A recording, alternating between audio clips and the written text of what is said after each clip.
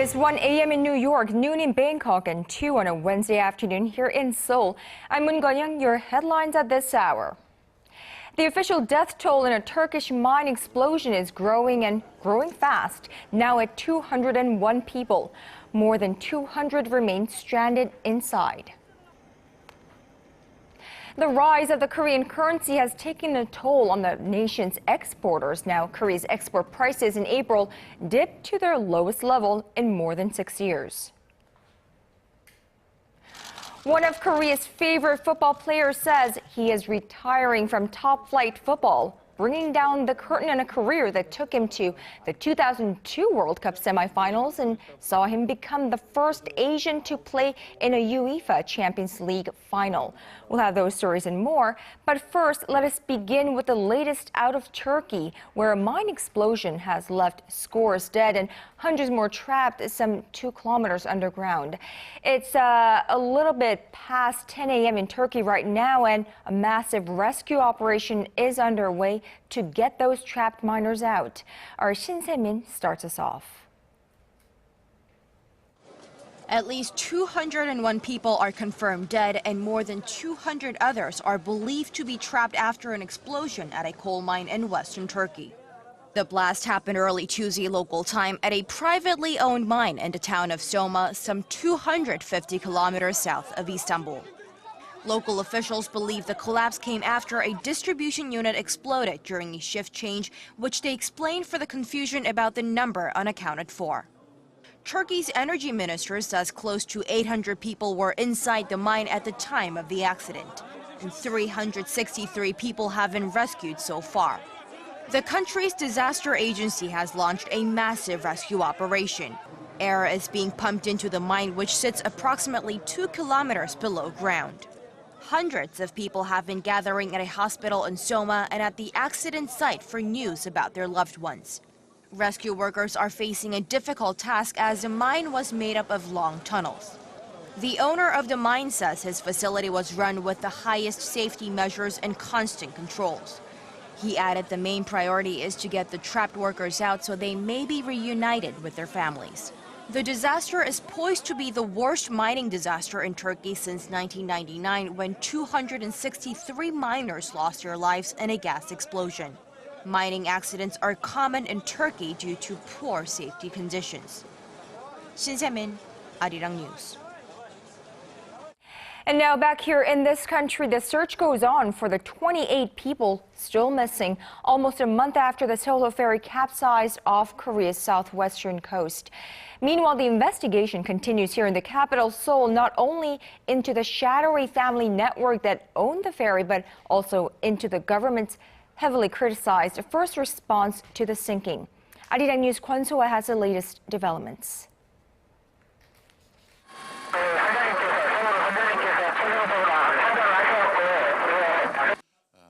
There was a mistake with the numbers. The rescue operation is being carried out simultaneously by private and public authorities, so we are prone to making mistakes. The authorities' handling of the Sewol-ho ferry disaster since the moment the boat started to experience problems until now has been harshly criticized.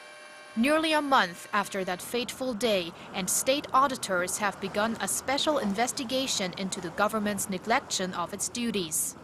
The Board of Audit and Inspection has deployed a 50-man team to inspect ministries and government agencies held responsible for not being able to respond effectively to the accident.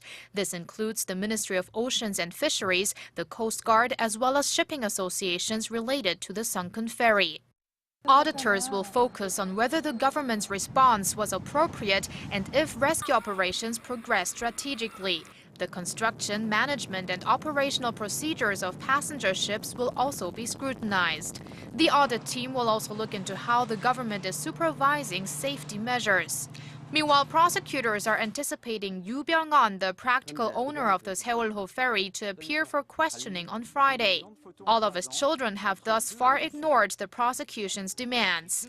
Prosecutors raided Yoo's first son Yoo Dae-gyun's house on Tuesday, but failed to arrest the younger Yoo as he had already fled.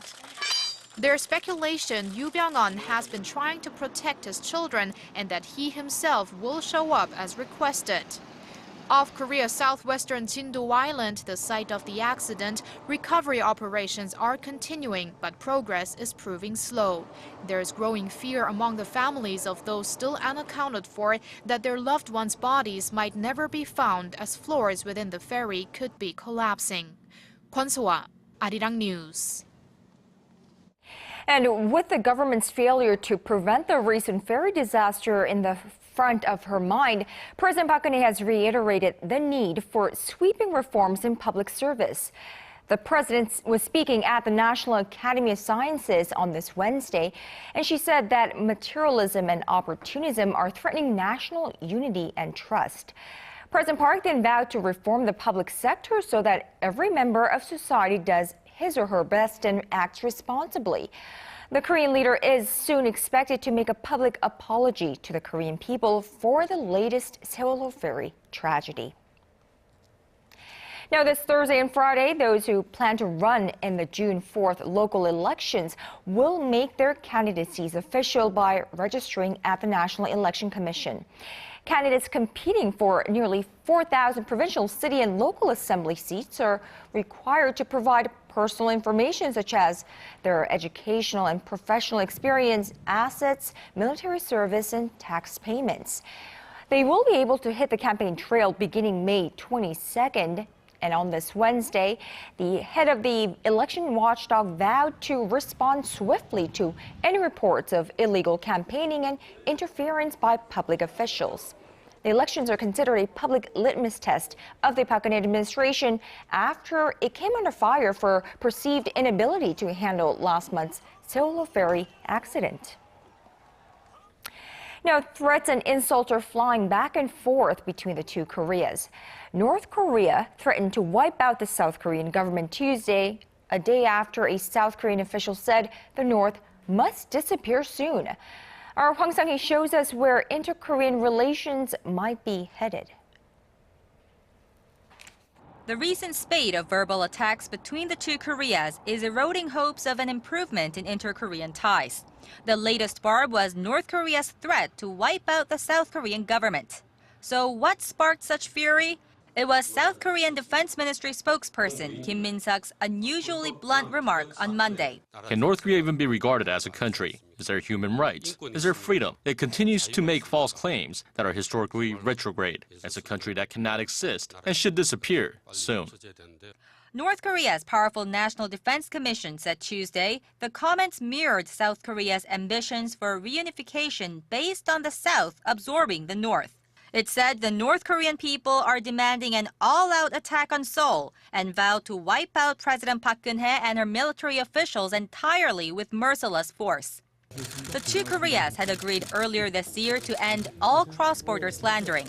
That promise was broken by Pyongyang about a month later, after the South Korean leader gave a reunification speech in Dresden, Germany, and laid out her vision for a reunified Korea.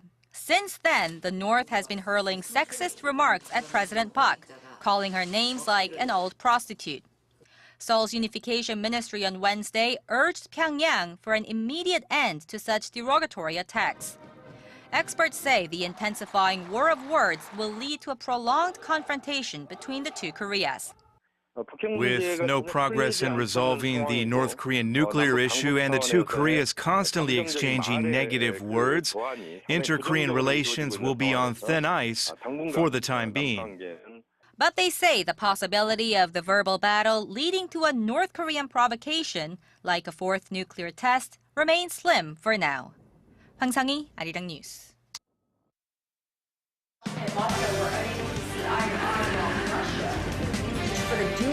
All of the day's important events close to home and around the world. Join Moon Gon-yong live from Seoul. Global shopping market for the dual use of the Korean name East Sea and Japanese name Sea of Japan in school textbooks in the state of Virginia. And moving on to some economic news, about a week has passed since the Korean won started trading at the 1,020 level against the U.S. dollar. Now, the hardest hit by the strengthening domestic currency are Korean exporters. Our correspondent Nae Hyun-kyung has this report. Korea's export price index for April fell to its lowest since January 2008. The Bank of Korea says the index stood at 88.3, down 2.5% from the previous month. That means Korean companies are making less profit when they're exporting the same amount of products due to the strengthening local currency. 340 companies recently surveyed by the Korea International Trade Association say they can make reasonable profits when the won trades against the greenback at 1,073 won on average. The break-even rate for them was at 1,045 won, and the fact that Korea's currency has been trading at 1,021 level for the past week is not helping their profit margins. Trade Minister Yoon Sang-jik convened a meeting on Wednesday and promised the government support in monitoring and managing the exchange rate. At the same time, he called on small and mid-sized companies to be on the lookout for exchange risks themselves. The minister also suggested taking this as an opportune time to reduce costs and tap into new markets, but some observers say even if that was possible, it would take a long time to achieve those goals. The Korea Trade Investment Promotion Agency says trade conditions will be better in the latter half of the year, but not because of a weak Korean won, but because Korea's exports to China will likely improve. 나현경, 아리랑 뉴스. And if it's any consolation, Korea's labor market continues to show signs of steady improvement. The number of people who found jobs last month jumped by almost 600,000, although the effects of the Sewol-ho ferry tragedy promise to slow any momentum in this month's figures. ARIRANG News' Hwang Ji-hye tells us more. The Korean economy added more than 580,000 jobs in April from a year earlier, bringing the number of employed in the nation to over 25 million. It marks 2 straight months of slowing job growth, but Statistics Korea says the figure still points to an improvement in the nation's labor market. The agency said greater than expected jobs were generated in the first 2 months of this year because of a rise in consumption prompted by the Lunar New Year holiday. The number of new jobs last month is also much more than the average number of jobs added each month last year, which was below 400,000. Some of the major job-creating sectors last month were related to the retail and health and social welfare industries. The jobless rate for those aged 15 to 29 stood at 10% in April, up 0.1 percentage points from March. The agency points out that the impact of last month's sunken ferry disaster was not reflected in the data and that it's expected to have a negative impact on the job growth this month. The government has cautioned that slowing consumer spending caused by the disaster could hurt the nation's economic recovery. Hwang Ji-hye, 아리랑 뉴스. Well, the hospitalization of Samsung Electronics chief Park Geun-hye has had a noticeable impact on the equity values of listed Samsung Group affiliates, but maybe not in the way you think.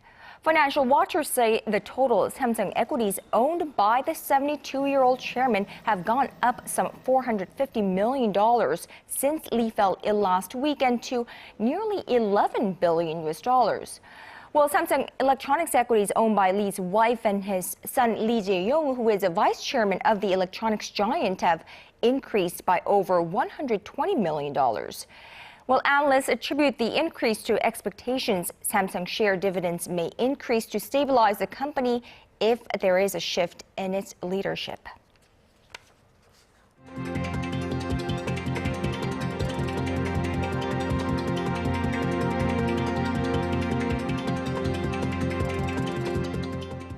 Well, staying with Samsung Electronics, but on a different topic, it has apologized to former workers of its chip production facilities who have suffered health problems as a result of their jobs.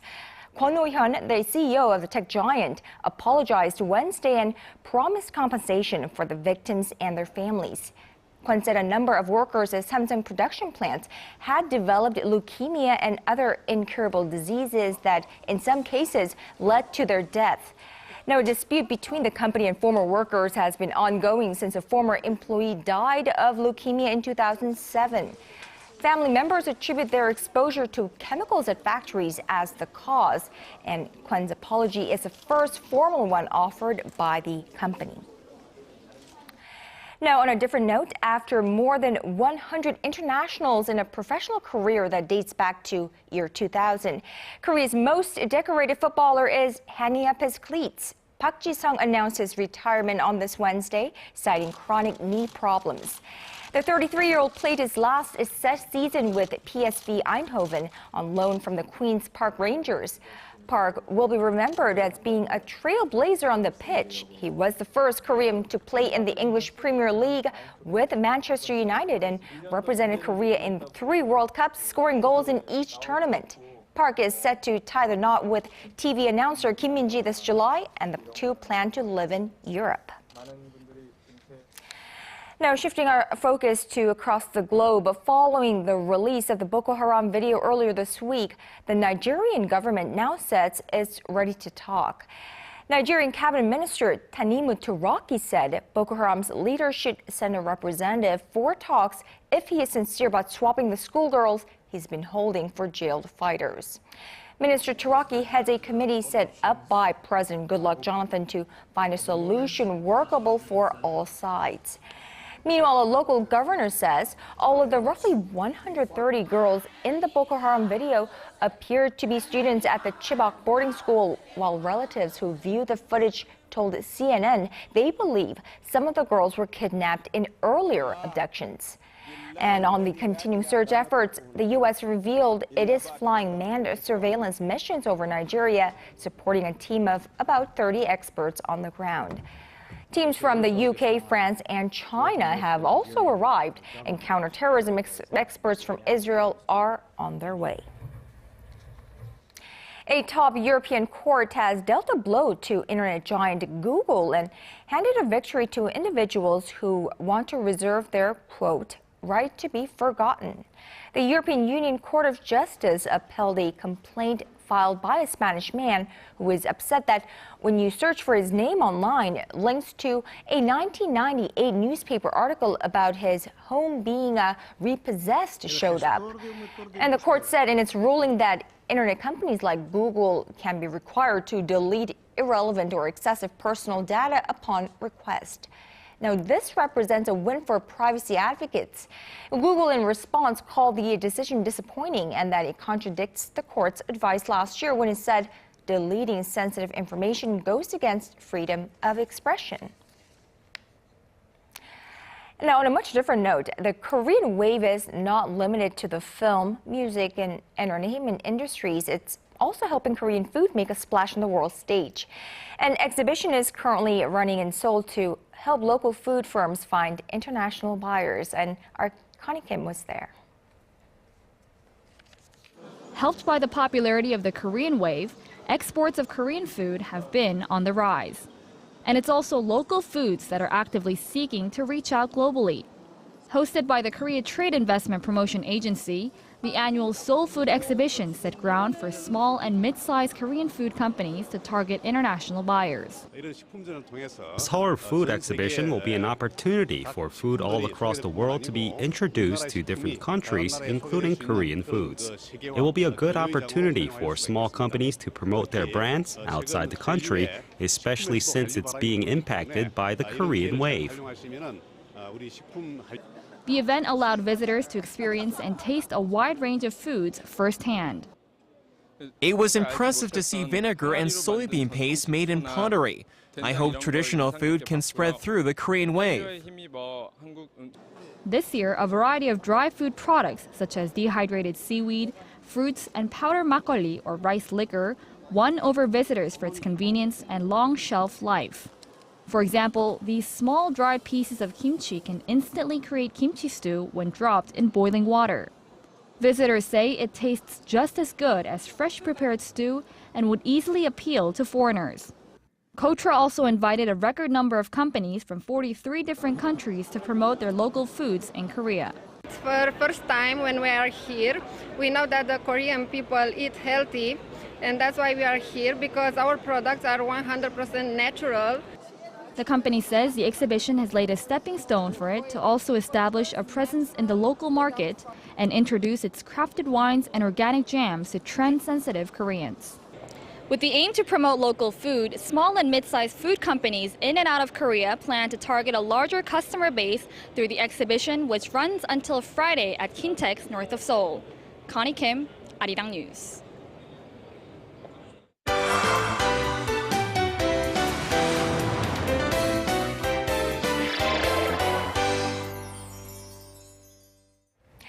And now it's time for our daily arts and culture segment. Of course, for that, our Im Yoon-hee joins us live in the studio. Good afternoon to you, Yoon-hee. Good afternoon, Kanya. So you have a little bit of a French splash for us today. Right, I have some artwork. So names such as Van Gogh, Gauguin, Monet, these are huge names in the art world. And a lot of their work is permanently housed at the Orsay Museum, which is in Paris.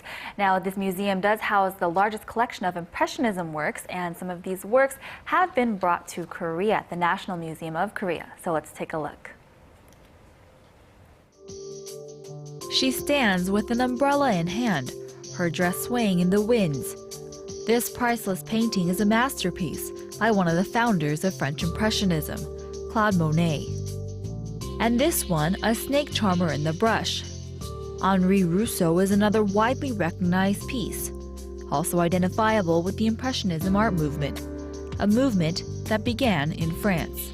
These are just a few of the Impressionist works brought across the sea from their motherland. And now they make up this exhibition of masterpieces from the Musée d'Orsay. I'm pleased to bring these works from the Orsay Museum to the National Museum of Korea in Seoul. France is a legendary source of art, so I believe it's good to share these works with others. 175 works have been brought from the world-renowned museum in France, all from the Impressionism art era. The works from these pioneering Impressionist artists show that they had a different way of seeing things. Their bold brushstrokes and disregard for lines and conformity shocked the world then, but are now priceless to our world.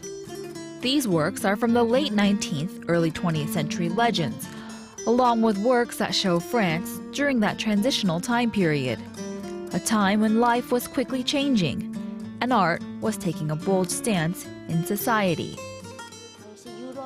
It's really important for us to see works from that time period in Europe, where society and civilization was reflected upon the artist.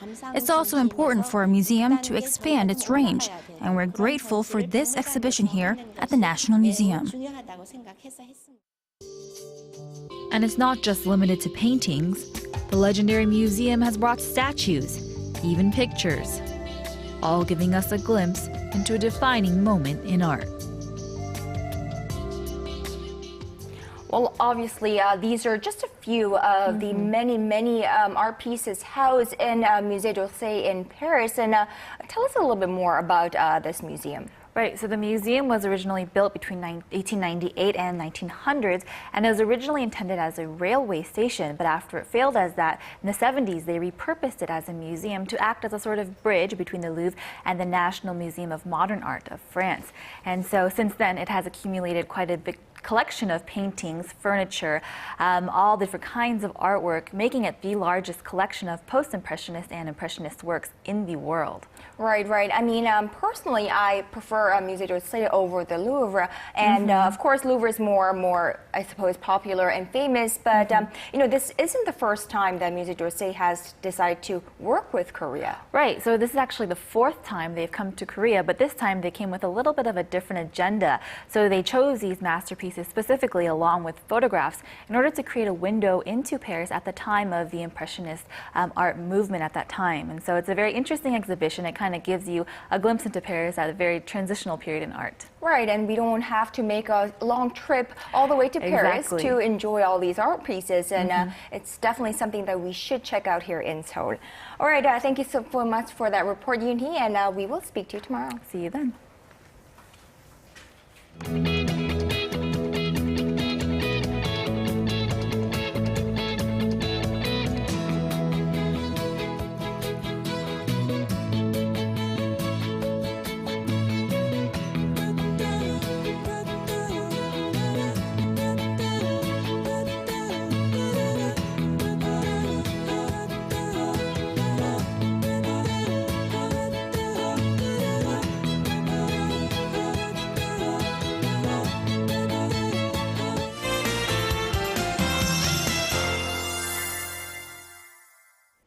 Well, it's another warm summer-like day here in Korea, although the daytime highs are lower than yesterday's. Now, though the fine dust levels are slightly high and a dry weather advisory, also this just came in, an ozone layer advisory is in effect nationwide. Now, going over to our satellite for details, we're seeing mostly cloudy skies across the nation, and around 40 millimeters of heavy rain is forecast in Gwangju and Jeju Island, which will clear up by this evening. Now, going over to our temperature readings, Seoul tops out at 25 this afternoon. Meanwhile, the southern cities such as Gwangju and Busan will peak up to 23 and 22 degrees. Now moving over to other regions, Jeju Island tops out at 19, Dokdo at 23, while Mankumgang tops out at 20. Now, as for the weather conditions down in Chindo at the accident site of the Sewol ferry, it was a rainy morning, but the clouds are now moving out now, and currently the tides are strong at 2.5 meters per second, and even stronger tides are expected on Thursday, which is tomorrow until Sunday. Now, that's all I have at this moment. I'm Michelle Park, and back to you, Kanyang. Thank you, Michelle, for that. And that's just about it from me for this hour. Check back with us at 4 p.m. Korea time.